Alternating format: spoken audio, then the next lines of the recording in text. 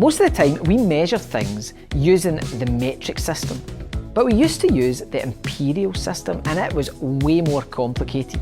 But we still use some imperial measurements like miles, for example. In this question, we're going to look at some imperial measurements and how they are connected. There's 12 inches in a foot and 3 feet in a yard. 22 yards make a chain. There's 10 chains in a furlong. And finally, 8 furlongs make a mile.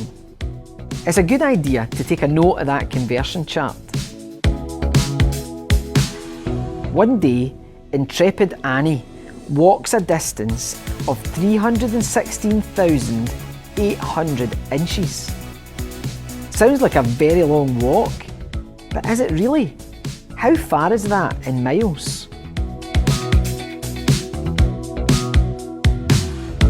Think about how you would do this question if we were converting from millimetres to centimetres or from metres to kilometres.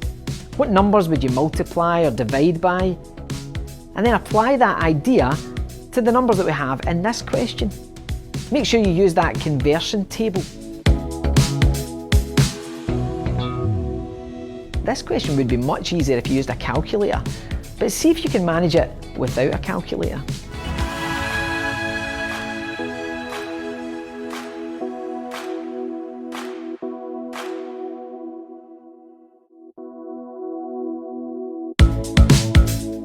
How did you get on?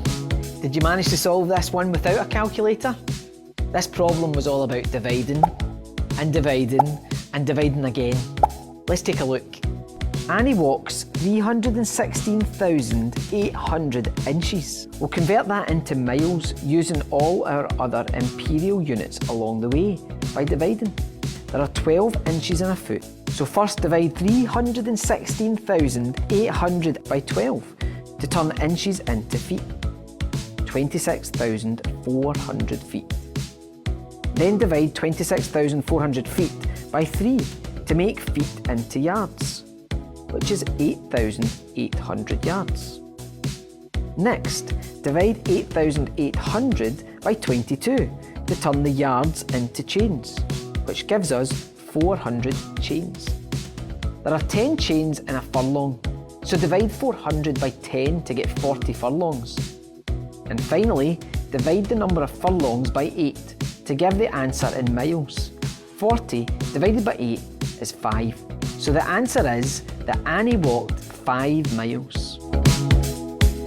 Doesn't the metric system make our lives so much easier?